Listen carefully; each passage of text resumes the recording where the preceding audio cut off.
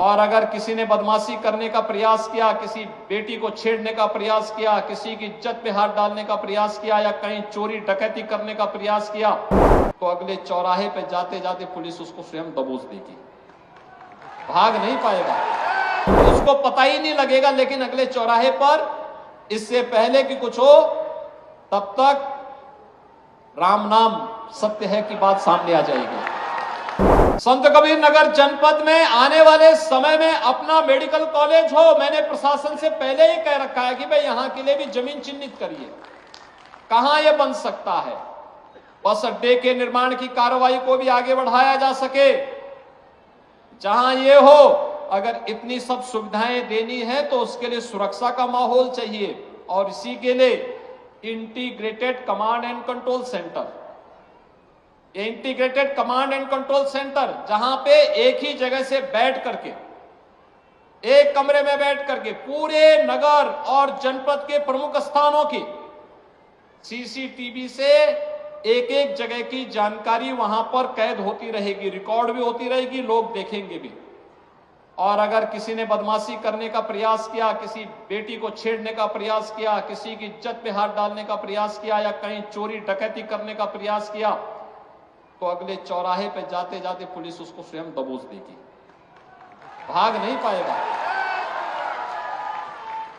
वो भाग नहीं पाएगा। एक जगह से सब कुछ वहीं से उसको पता ही नहीं लगेगा। लेकिन अगले चौराहे पर इससे पहले कि कुछ हो तब तक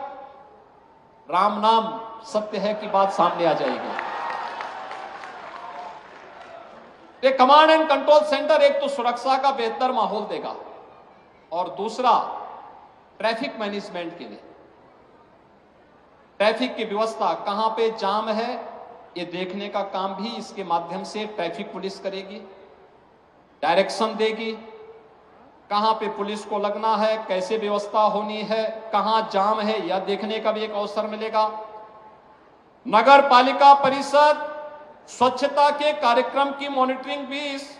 ICCC से देख सकती है। और ठीक इसके साथ ही कोरोना कालखंड में integrated command and control centre की उपयोगिता आपने देखी होगी। कमांड यानी कोरोना कालखंड में हम लोग इसका उपयोग करते थे, एक एक गांव में स्क्रीनिंग करने की,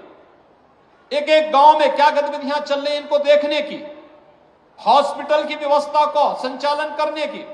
वैक्सीनेशन के कार्यक्रम की, सैनिटाइजेशन के कार्यक्रम की और तमाम अन्य कार्यक्रमों को हम लोग लेकर के चलते थे। और आज ये सभी कार्यक्रम यहां पर मुझे बहुत अच्छा लगा कि संत कबीर नगर जनपद ने भी अपना ICCC बना दिया है और उसको व्यवस्थित तरीके से आगे बढ़ाने के लिए कार्य किया है। मैं इसके लिए यहां के जनप्रतिनिधियों को भी धन्यवाद दूंगा कि इन्होंने अपनी निधि का उपयोग भी ICCC बनाने में किया, और उसका परिणाम है कि एक सुरक्षित